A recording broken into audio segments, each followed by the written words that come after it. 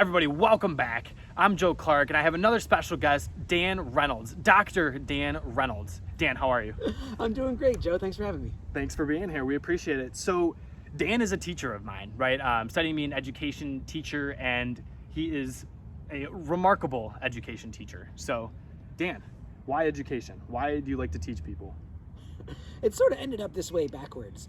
Originally, I just wanted to be an English major, and I got my English degree, and I didn't want to go back to my parents' basement, and I wanted to use my English degree somewhere, and I wanted to serve kids, and I'd gone to Catholic schools, so I decided to be a Catholic school, high school English teacher. And I hated it for a little while because I was bad at it, and then over time I got better at it, and now I really realized that talking about books with kids is what I really like, and then I decided to become a professor so I can train other people to talk about books with kids, which is pretty awesome. Yeah. So you mentioned at first you were bad at it and you hated it. What changed that for you? Like, how did you? Well, first of all, how did you recognize that you were bad at it? And secondly, how did you progress? I'd been a very successful student. In undergraduate, I had good grades. I never really I struggled on a couple tests here and there, but I never felt like, oh yeah, I don't know if I can do this. In my first semester of high school teaching, man, there were a lot of days when I was like, I don't know if I can do this. Like, I am failing at this. I suck at this. I sailed into teaching. Unlike you, I was not an education major. Okay. So I sailed into teaching through a program called ACE, where I did an undergraduate, and then I did a summer of prep work, and then started as a full-time teacher in September. And by October, I was fried. I didn't know what I was doing. I had poor almost everything. I look back on that time with embarrassment. And I knew I sucked at it because I wasn't having fun, the kids weren't having fun, and I didn't know what I was doing. Sure. And that was one of the lowest points in my life when I thought, here's something, it was my first, really, really failure at something I'd really committed to. I'd gotten cut from a sports team before, but that wasn't my whole identity. Right. English teaching was my whole identity at that point, and man, it was one of the rock bottoms in my life. Yeah. It's crazy. Well, now you're on the complete opposite side. I mean, Dan is absolutely remarkable. So, and I think he can find comfort in his own teaching. I hope I'm not stepping on your toes in saying that. But. No, I mean, I think one of the reasons why I love what I'm doing now is that I'm helping people like Joe and all the other prospective English teachers here at John Carroll hopefully avoid the low that hit me hard when I started my English teaching career. Sure, right. Now, Dan, you're a father. You have many kids, and how five last I checked. Yeah, last time you checked, right. That's incredible, right? I mean, first of all, it's a large family. We don't see that as much anymore, so that's very special. And just being a dad, what is that dynamic for you? Because it's something that I know brings you great joy and is something that you're very proud of, right? So, talking about polar opposites, you first started teaching, brutal. Now you're killing it, you're loving it, you have a beautiful family. What is that like for you? I mean, it's great. Yeah. Our 3-month-old, the youngest of the 5, little Joseph Romero, he just slept through the night for 3 straight nights, and man, we're on cloud 9 right now. It's a real joy to be working with the person you love most in the world on one of the most important tasks in the world, and to get to do it every day and to see your joys reflected in the faces of your children and to have built-in companions. I'll tell you what was an amazing joy is this summer I decided to start reading my kids The Hobbit. Okay. And Intense. I put on my Gandalf the Grey voice and my Thor and Oakenshield voice, and I hammed it up. Yeah. And I got my oldest kid's in first grader. She hadn't even started first grade yet. I got a first grader, a kindergartner, a 4-year-old, a 2-year-old, and my oldest kids just ate it up. They loved it. And suddenly I realized, now I have a bunch of people to talk about The Hobbit. My kids love Calvin and Hobbes cartoons, which I loved. They don't love everything that I love, of course. Kids are never going to turn out to be kind of, but there's a few things that I cherish that they've started to cherish too, and it's a freaking joy, man. Excellent. Yeah. I know anytime you talk about pictures, you show pictures, anytime you talk about your family, I'm always he's got a great family. You have a great dynamic with them, and it's real special to see. I was thinking about it, and I'm like, okay, so what do you remember? Well, I'm sure you remember. 5 times now you've been told that you were going to be a dad. What was the first time like? I mean, that one was the most endorphins. Sure. It was like a rush of blood to the head. It was like fireworks. It was like, oh my gosh. That happened very shortly after we got married. I'd only been married for about 6 weeks at the time. Wow. So I don't.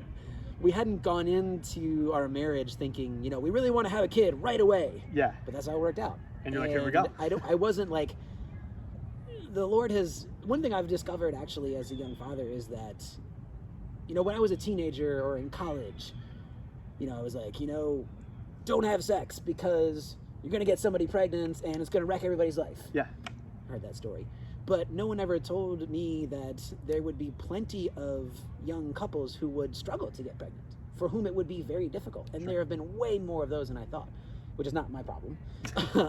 But we had no plan, and we sort of figured it would happen eventually. And so that's why when we discovered very early on that our Mary was going to become part of our family, it was just a rush. Yeah. And it was right before Christmas, and suddenly we had this big secret that only we knew about. Our families, even our parents and our brothers and sisters, the people who were close to them, only we knew it. Like my wife's name is Laura.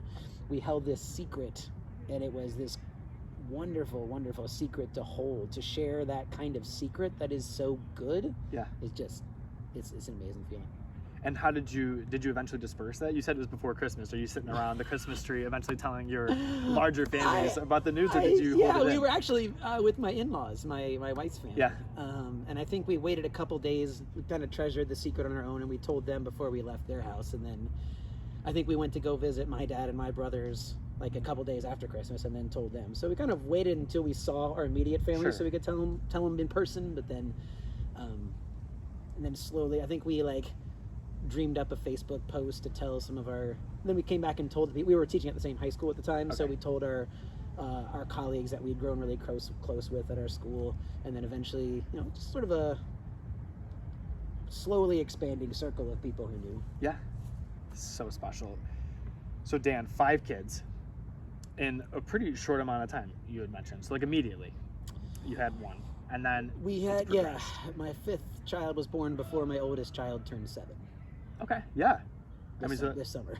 Clearly, that's almost every other year you have a new kid. And so, Dan, experienced, right? You're an experienced father, at least for now, for the younger years. What would be your biggest piece of advice to, let's just say specifically fathers in this case? Either to be fathers, or people that want to be fathers, or present fathers?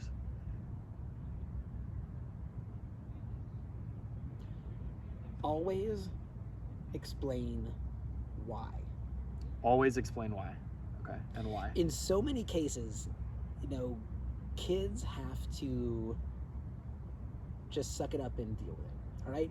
We're leaving right now, and you have to put your shoes on because we're leaving. That's why. You have to finish your vegetables. You have to do this. You have to go to bed. You have to do this. You have to do this. For the very young children, it's a constant stream of you have to do this. Right. And to adults, it's very obvious. You have to put your shoes on. Because you don't want to be barefoot when we go to school. Yeah. Cold feet. You have to go to bed because you're going to be miserable at school tomorrow if you don't go to bed. Yeah. You have to eat your vegetables because you want to grow up healthy. Those things are very, very much a given to adults. And because they're so automatic to adults, we forget that they're not automatic to kids. Okay. So what if I show up barefoot to school? Yeah. So what if I don't eat my vegetables? So what if I stay up a little later? Those things are not automatic to kids. And so even the simplest things, you have to explain why. It's a lesson I learned from being a dean of discipline at a Catholic high school, actually. It sounds straight out of teaching. Man. Explaining God. why. It's Every student's well, why does this matter? Why does it matter? And because I said so, or because you need to, or because you're going to, the same thing, it doesn't fly in a high school. Why do we gotta study this? Because you're going to need it later. Yeah, then you what just if I don't care. need it later? You might need it later. Right. Why is anything worth studying? Why is anything worth doing? Always explain why. And even if it's the 10th time, even if it's because by explaining why, you're according them a dignity that they deserve to know your reasoning. And they deserve to challenge it. If they find that why insufficient, they're going to push back. then they as they should. And you need to know why they think your rationale is insufficient. In the same, so that you can truly convince them that it's worth putting their shoes on. And when you're teaching high school in a couple years, Joe, you need, if your why are we teaching this book? Why do we got to read this book, Mr. Clark? If your rationale is not convincing to them, they're probably not going to read it. And you're going to need to come up with stronger arguments if you really think that the book is worth reading. Absolutely. Do you have any specific instances where that's already happened with your children? where you're like, either where you forgot to tell them why or where they push back on you? I mean, with their why? in a million little ways, like Sure. when we're just rushing out the door and we're trying to get 5 kids all with their shoes on and all Into with the their van. coats on, and we're trying to get to church and try to make sure that nobody has, pancake syrup all over their church clothes. I constantly forget to tell them why, and I try to catch myself when I can. I think the times when I didn't tell them why, I think back to my time as a dean of discipline at a Catholic high school, and it was when I'd assigned a kid a detention and I didn't take enough time, and they just walked out of my office without saying see you later. When it's the kids you knew that understood why they got their detention, the kid that understood that was a rule that meant something in the community. Sure. They would take it, and they would take it with a smile, and a lot of them would. Yeah, I mean, and you knew that they might get something out of the detention. They would understand why. They would feel like they're part of the community. It's when a kid walked out of my office as a disciplinarian and the kid didn't say goodbye and they stomped out, I knew that I hadn't persuaded them that their detention was worth it. And I knew that they would spend that hour in detention pissed off and sulking. And then I knew, just by the way they walked out the door, that if I had explained why it wasn't persuasive enough, or I had just forgotten because I had to rush on to some other task, got some more papers to grade, or got another kid to talk to, and I hadn't given them the time that it needed. Right. Now, Dan, similarly, but not exactly, so you're mentioning this kind of regretful experience with that, right? Like you wish you would have handled it differently. Now, all in all, throughout your life thus far, what would you say is your biggest regret?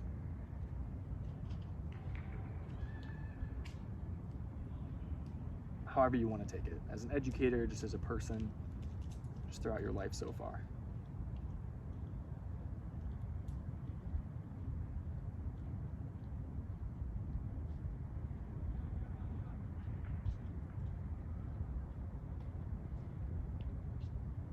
Yeah, that's a tough one. I mean, I can think of all of the times I've failed. I actually tried. I don't think I ever tell this story in class. I tried at one point in my high school teaching career to quit teaching high school and get a PhD in English, not education. Okay. And I applied to 12 different PhD programs in English and got rejected at all of them. Wow. Why? And I'm not a kind of guy who gives up easily. Sure. I said to myself, okay, I was really busy when I was doing the applications. I can probably do better applications. I'm going to take the whole.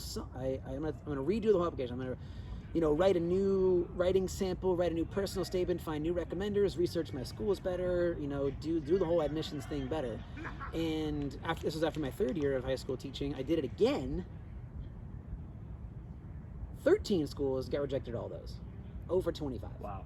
And I said, God is very firmly telling me that he does not wish me to be a PhD student in English. I thought I was going to be an English professor, and I am not, as you know now, I am not an English professor. True. And so at that time, I was like, that was a huge waste of my time and money. These applications were like $85 a piece. It was like a couple $1,000 when all was said and done, and hours and hours and hours of my time in Strikeout City, over 25. Right. But if I had gotten into even one of those programs, I would have gone to it. But only after I got rejected by all of those programs did I then start looking for another high school English teaching job, and I ended up getting that job hired by the woman who's now my wife. Isn't that insane? I mean, that is, you and I both agree, that's God talking. I mean, if one person on those admissions committees reviewing 25 different applications, if one of them would have said, hey, how about that guy? He might be all right. Different world. Then I probably wouldn't even be sitting here today. No, absolutely. Probably not. I don't think I would have. I don't know what would have happened to me. I definitely wouldn't ask you about those kids, nor your wife. I mean, it was the whole thing. I don't think I'd have 5 kids. Right. I think some other life would have happened if any one of those 25 would have hit. But I kept teaching, decided then I still wanted to get my PhD. I want to understand how high school kids learn, and ended up getting my PhD in education. So, I mean, it certainly at the time would have seemed like my biggest regret. I mean, it was a colossal failure. Yeah.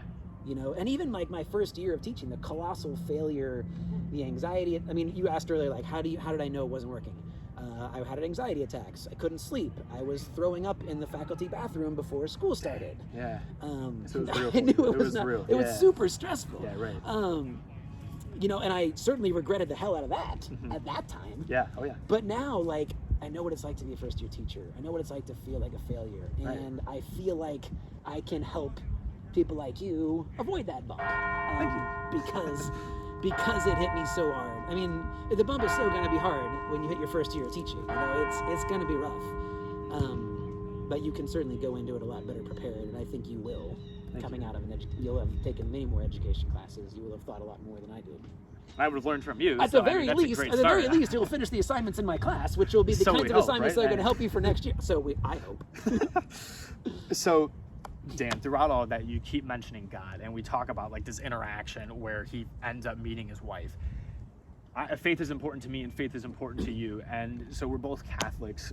What is it about the Catholic faith that resonates with you? Why do you stick with that faith as opposed to any other faith? Oh, geez, man, I have rediscovered it at every stage of my life. When I was a very young child, it was just all I knew in my family. My mom's family and my dad's family, everybody on both sides, as Catholic as can be. We always went to mass. We always participated in it, and I began to own it in high school. I thought my high school did a great job having a retreat program. Nice. I went on a Kairos retreat when I was a junior, and then I was a Kairos leader when I was a senior. And I was like, this is where I started to slowly own it myself. When I went to Notre Dame, I participated in retreats there too, and realized that like these retreats, like this was a place where I could discover myself and discover my relationship to God in a way that seemed more meaningful than so much of the other noise and clutter that was going on in any teenagers or college student's life. Absolutely. It seemed so much more real to me than so much of the other crap. Absolutely. But then I rediscovered it when I became a Catholic high school teacher. Like I wanted to teach in Catholic high schools so that I could share what that meant. And I loved being a speaker on the Catholic high school retreats which I would speak on when I was a high school teacher. That was a new phase for me. And now, being the teacher that I am here at Carroll, like the thing that I'm rediscovering now is, of course, teaching it to my children and finding little joys. And again, my wife is the most wonderful woman in the world. Just a couple of days ago, maybe last week, it was the Feast of Our Lady of the Rosary. So my wife and I are trying to teach our kids to be as Catholic as they can, but not to just do it, but to love it. So she discovered, I think she found it on like an internet blog or something like that, a candy rosary for my 2 through 7-year-old kids, where you place a little like a chocolate chip, like the ones that go in cookies. You place them in a circle of 10. You make a little rosary on the table, and every time they say a Hail Mary, excellent, hands-on, delicious prayer. I mean, so that aspect of teaching it, like choosing our kids' names. Our kids are all named. Their first and middle names are all named after saints. Yeah, and beautiful. They're saints that are related to the kind of Catholicism that we care a lot about. My wife and I are, Midwestern white people. We grew up with that kind of Catholicism, but we are teaching at a school that served mostly Latino students in Texas, and we discovered the really deep and rich history of Our Lady of Guadalupe, which we knew very little about before we moved to Texas. And so our oldest daughter is Mary Guadalupe, probably the whitest Guadalupe in the world. She's super blonde, super blue eyes, but we love that story. My youngest son is Joseph Romero. We named him after Saint Joseph and Oscar Romero. So like that, the parenting thing has been an amazing way to like discover my faith in a new way. But the other thing is understanding the preferential option for the poor and understanding social justice, especially as it relates to teacher education, especially as I've discovered more about the way our educational system works. I feel like my faith was part of my work at the school level and the individual level when I was teaching high school. Now I feel like my faith, every time I try to speak out against educational injustice, and I don't do it enough, I don't do it enough, that is a manifestation of what it means to be Catholic, to hear the call of justice, to hear the cry of the oppressed in our country and in the world. That's the work that passion that I hope to share. I mean, we're reading about injustice in adolescent literature. We're reading about how literature tells stories of racism and injustice in American society. We read a bunch of novels where black teens grapple with their identities and the racism they experience in the class that Joe's in. And I think understanding the call to justice and understanding who we need to serve the most in our society and how we can restructure our society such that systemic injustices don't happen anymore is a way that my faith, like I didn't talk about this 10 years ago, 20 years ago. Certainly it was not the kind of faith that I was raised in. Yeah. And it's progressed. Yeah, I mean, it's been a rediscovery of my faith, in every phase of my life. Now I'm 36 and I don't know what the next rediscovery is going to look like. Sure, right. I'm sure it'll happen sometime. I mean, as your kids grow, I'm sure there's going to be plenty of rediscoverings. I mean, all of a sudden, all the worries become a little more than what's for dinner, and a lot more of like where they're going, right? I mean, there's, of course, the need for dinner is always very real. But so, Dan, something for me, especially in regards to faith, is that I find that our time is pretty valuable, and I think faith molds that. Can you relate to that at all? Do you find that? What do you find through your faith that you have revealed or learned about time?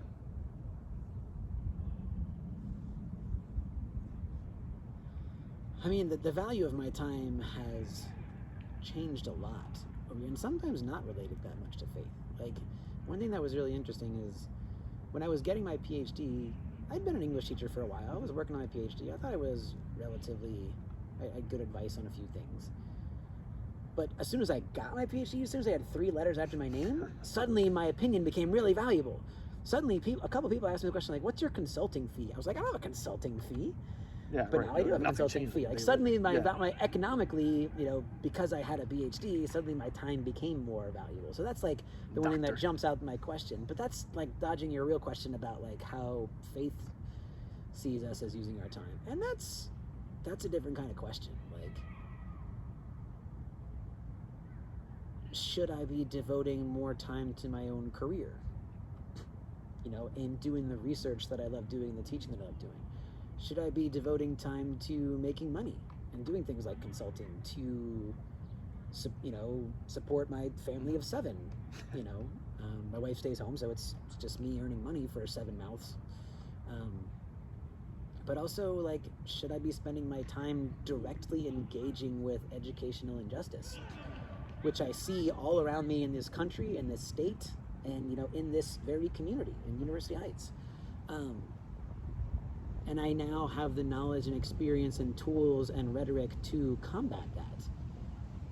But how do I balance that?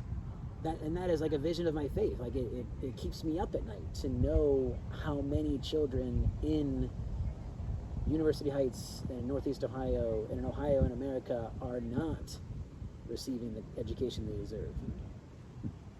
Should I be spending all of my time, or at least all of my free time, on activism to rectify that injustice? And that's part of my faith. But I also know, like, working with English teachers at Carroll is part of building a stronger teaching core. Sure. And raising. Here I am talking like a dad. I'm not raising any teachers here, but preparing teachers, preparing teachers to all go out and do that work to rectify educational injustice. Kind of an indirect way. Should I be engaging it directly where I see it, or should I be continuing to work to prepare teachers who will address it? Should I be doing research that I think addresses it, but writing research papers that other researchers will read but might not be facing it as directly? What if my faith calls me to address educational injustice? What's the right way to go about it? And sometimes I think I choose a path of more security. The things I know well, teaching teachers here, working in a Catholic university, not that undissimilar to the Catholic university that I went to, and my brothers went to, and my dad went to, and my mom went to. Go Irish. Just doing what I know how to do rather than truly meeting that educational injustice where it is. lives and breathes in our schools and now in our Zoom classrooms. Yeah, oh gosh. So yeah, it's just that faith is like, it's not a question of like, what is a good thing to do, but which of the many good things that I really could do well is the one that I need to be doing right now, and that's really tough to wrestle with. So tough to wrestle with, and like the balance, finding the balance of how that all fits in, like, because you're like, oh well, I could prioritize this now and then prioritize this later. You know what I mean? Yeah. Like yard work gets prioritized in the summer because it's enabled. And while it's like very minor on the scale, you know what I'm saying? Like we were just talking and hoping that the lawnmowers don't come around because it came interrupted rudely. I mean, ever so rudely, the last interview that was going on here. But Dan, time, it's something. And in that light, when in your life did you find out who you are? Or have you? I mean,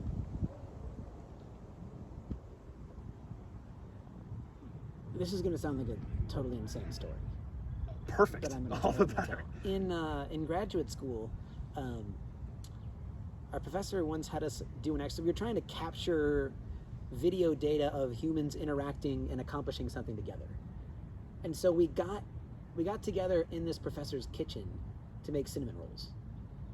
Is it in the morning? And this is like it was like a class. Okay. It's like a 9 a.m. class or something. Okay. This is at Vanderbilt, and we were experimenting with GoPro cameras. Yeah.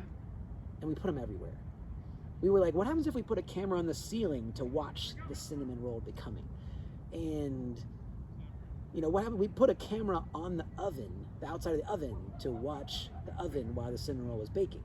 We put them on the side of the fridge. We put them like all over this house, and we collected all these. We baked cinnamon rolls for an hour, and we generated like 8 hours of videos at 8 cameras running at the same time. Isn't that crazy? It was bizarre. Yeah. And this also is a stupid story, but it's building up to the story. Like we were trying to figure out like how do we understand the experience of working together on something as simple as just making cinnamon rolls? Mm-hmm. How do we record a video that shares that experience? You know, do we need to focus on the people? Do we need to focus on the rolls? Do we need to focus on the construction? Do we need to focus on the actual baking? You know, when does it become? And so I'm thinking about your questions like, when does it become a cinnamon roll? Yeah, only like at the very end when it comes out of the oven, but it was always becoming a cinnamon roll. When it was in the can, it was becoming a cinnamon roll. It had the potential. And it was it had the potential. Like it would have even, you know, it was becoming at every point. It was becoming when we were talking about it. It was becoming when we were designing the project and someone had to go to the store. It was becoming when the grain was growing. Like all that states as a constant process of becoming. So like, you know, I have been always becoming in English, starting as an English major and switching to be a high school teacher and switching to be a, you know, researcher and now switching to be a professor. Like this process of becoming has just been always going on, and we are always engaged in that. You know, I imagine that for some people who see themselves as like, I am this, you know, there might be those moments where I imagine there's probably other people who could find a specific moment, but I guess just as the cinnamon roll, it would like blew my mind as graduate school nerdery, like, whoa, It was always becoming, you know? We shouldn't even talk about it as a noun, cinnamon roll. We should talk about it as a verb, like it is cinnamon rolling. It is always cinnamon rolling, you know, graduate school nerdery. Yeah. Really trying to expand the bounds of our theoretical minds at 9 a.m. on a Tuesday in a professor's kitchen. But right. The exercise obviously did this 5 years ago, and I still remember that day of baking the cinnamon rolls because we were trying to understand how something becomes, and I think I'm still baking.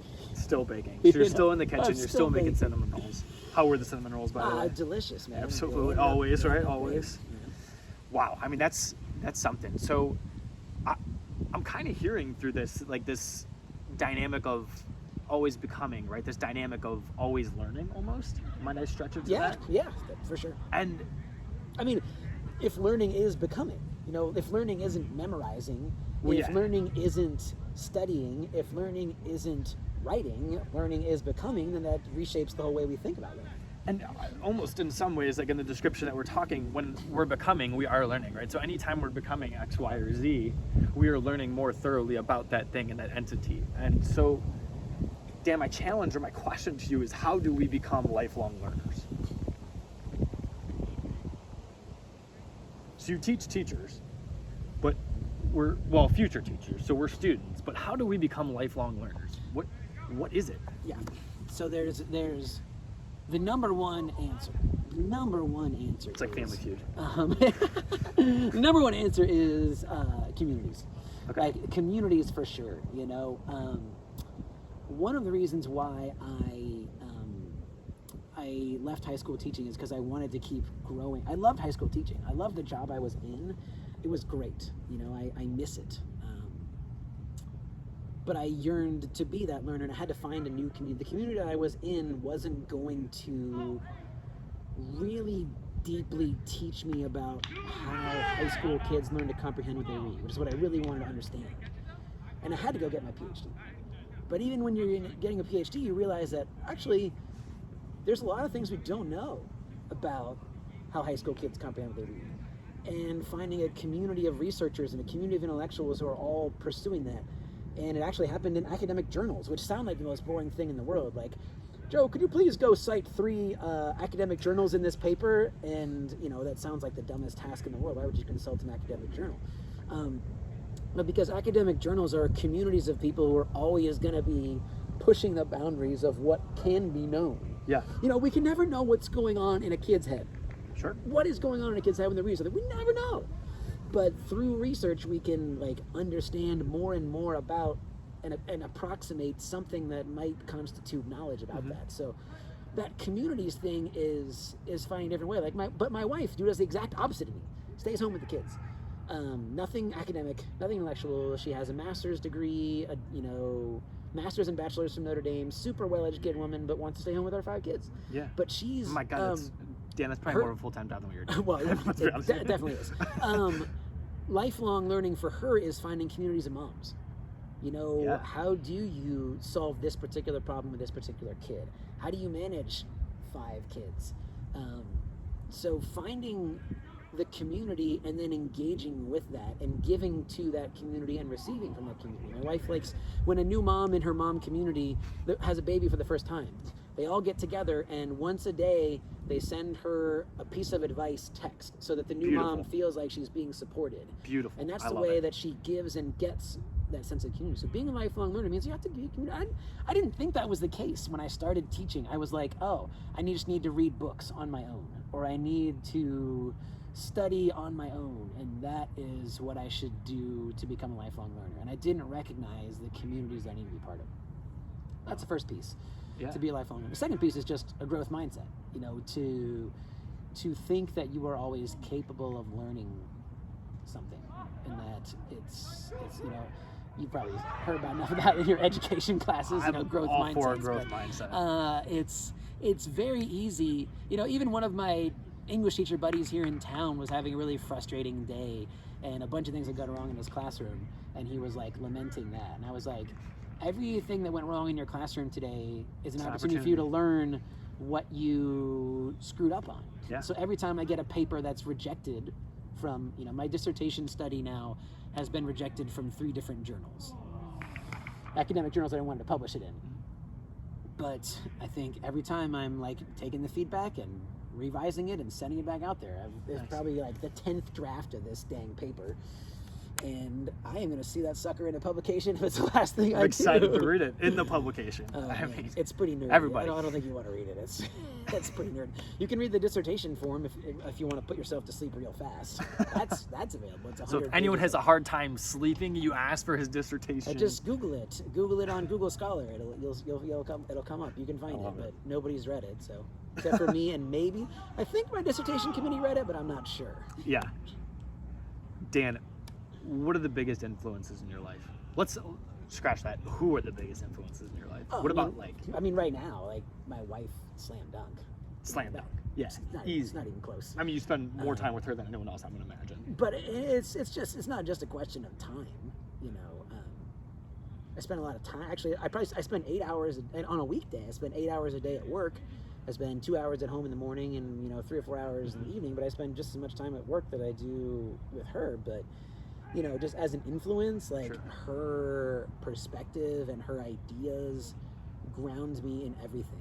And she was a high school English teacher too, so a lot of the ideas I have for a class or for a research paper. Like, I'll run by her. A great And resource, yeah. as in terms of faith, in terms of my professional life, in terms of our families, in terms of my friendships, like, she is just the strongest influence that I've ever had.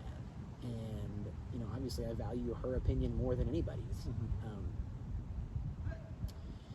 Definitely the strongest influence. And what about on a Strongest influence. big level? Do you have any influences on, like, maybe you haven't even met them? You know what I'm saying? Like, anyone on that pretty grand scale? Like somebody I know or somebody I don't even know? Or? Potentially. Yeah, whoever, like... So in our last interview, one of the influences was Abraham Lincoln, who was well dead before Dave at that point was born. I mean, there are any number of historical figures that I admire, and there are any number of people who have shaped some small piece of, you know, who I am. You know, I think of saints. You know, Yeah. that really, you know, I'm not named after a saint myself, but you know, my son's names are John Francis and Joseph Romero, and I think about John Francis is named, we call him Jack, but, you know, Pope St. John the 23rd and St. Francis and Pope Francis. You know, these are, you know, men that I need to emulate.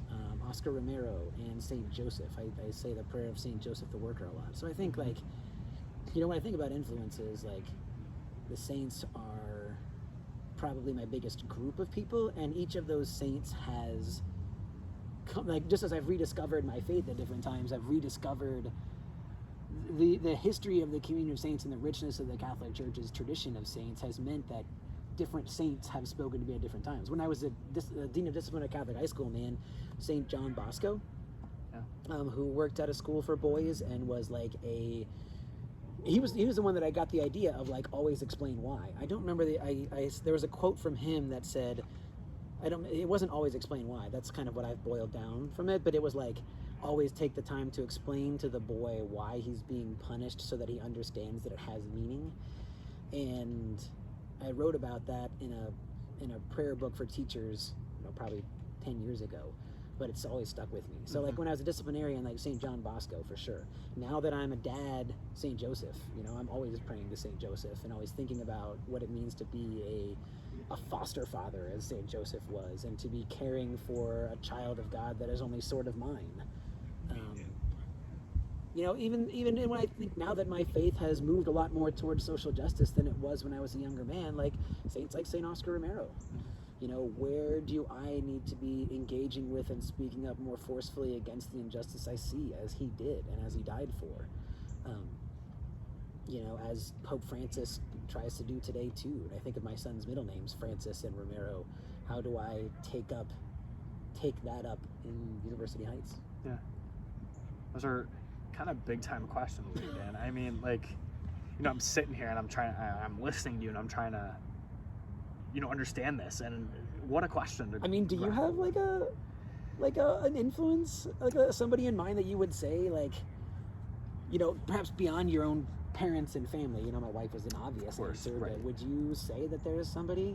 You know, and I think it's an unfair question. I'll be the first to admit that. I think it's an unfair question, not from a hypocritical standpoint, but I really think that a lot of the people in our lives, like I think of past teachers, I think of, you ever met those people and they influence your life one day, but they stick with you? Totally. Exactly. Totally. So Totally. like there's people you don't even know their names and they influence you, you know? And to say who's the biggest, I think is almost an unfair question. But I think it's one that is worth meriting because they leave such an impact on our lives, and if they're worth emulating, they're worth discussing, right? And I guess so are people that aren't worth emulating, I suppose, in a different way. But yeah, that's my answer in a roundabout way. Fair enough. Fair enough. And how about this one, Dan? I asked this in the last interview, and I'm going to ask it again. I'm enthralled by the question still. If you knew that the world was ending tomorrow, you woke up and you knew, and you were right, tomorrow the world ends. You don't know now, but when you go to bed, you wake up tomorrow, the world ends. Actually, either way, if you know before you go to bed, take it that way. If you want to know when you wake up, take it that way. But you know tomorrow is the last day of existence. What are you doing with your day, and how are you telling anyone? Yeah, but I mean, the problem with this question is that how is the world ending? Is the world ending in the? We got to come back to this faith framework. Like, is the world ending and it's all over and there's no heaven and no hell and no God and it's just ending? You know, then there's one answer to that question. Sure. But if the world is ending and the second coming is happening and I've got to meet my maker tomorrow, is everyone's world ending, or is just, am I dying? Like, I don't. I think I have to frame this question. I have to understand a little bit more about the way the world is ending before I can figure out what my faith and my family and my work that I've committed to is, what part of that is worth spending my last 24 hours on. Okay. Well, let's put it this way, Dan. Up to this point, you believe that there is a second coming. And so if the world is ending tomorrow, let's put it in that context, because I think it would be silly of me to say one way or the other that your life up to this point has been totally for nothing if it were just going kaboom, right? So let's say that everything you've done up to this point is valid. You know what I mean? How are you going? Why? And I'm going to go out on a limb and guess that you're going to tell people. I'm going to tell other people that the world is ending? Correct. Or are you not? I mean, it's quite a power that you have. I don't see any point in. So if the other people don't know the world is ending, like, you're not going to convince anybody that the world is actually ending. So why would you tell anybody? No one's What gonna about your believe wife? You think you convince your wife? Maybe. That's one. That's one. Your 5 kids will believe you. Maybe. But I you know what? If the process of becoming is always happening, if we're not achieving any sense of completion, I guess there would be. I would go to confession. True that. You know, I think Yeah, that would be the first thing I do. And that reminds me, I should probably get there soon, because you never know whether this is going to be your last day. It's a powerful thought, you know. It's, yeah, I mean, getting the fragility of life. Getting to confession, going to mass, but celebrating whatever is the mass of the day. Some random saint from the 3rd century or something, or celebrating whatever feast day of Mary it is. Going to mass, going to confession.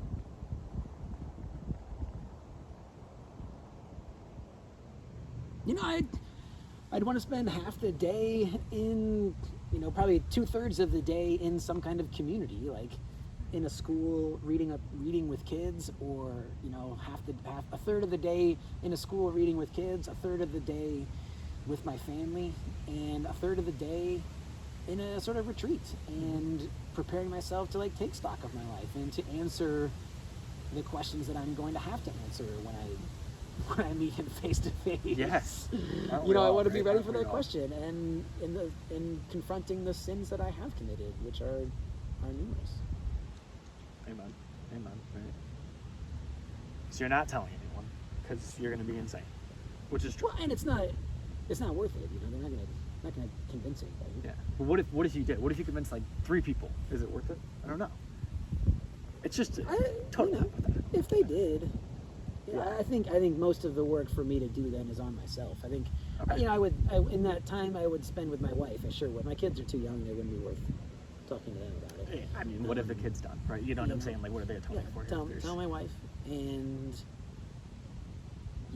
prepare myself, but not running around ragged. Maybe I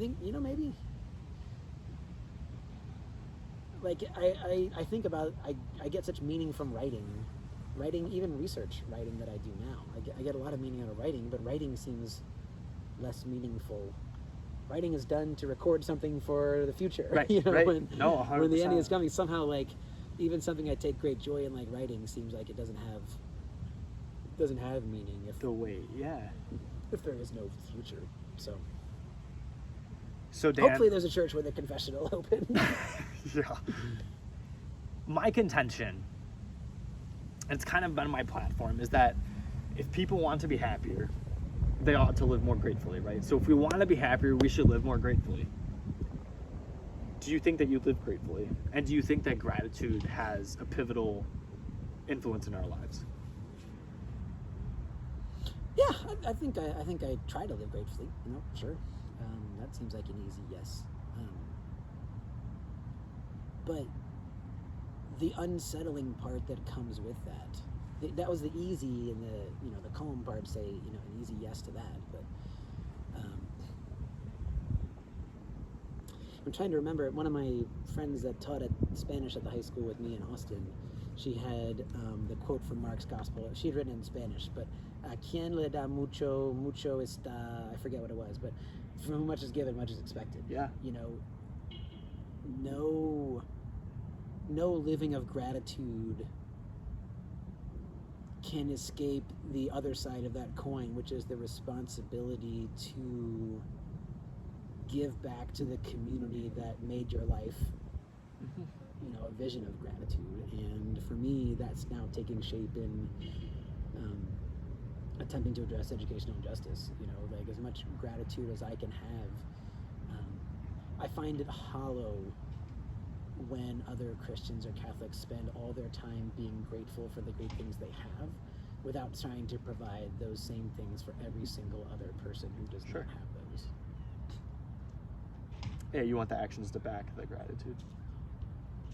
And the responsibility to truly be our brother's keepers and to commit to a communal life in which everybody has that. I had a great education.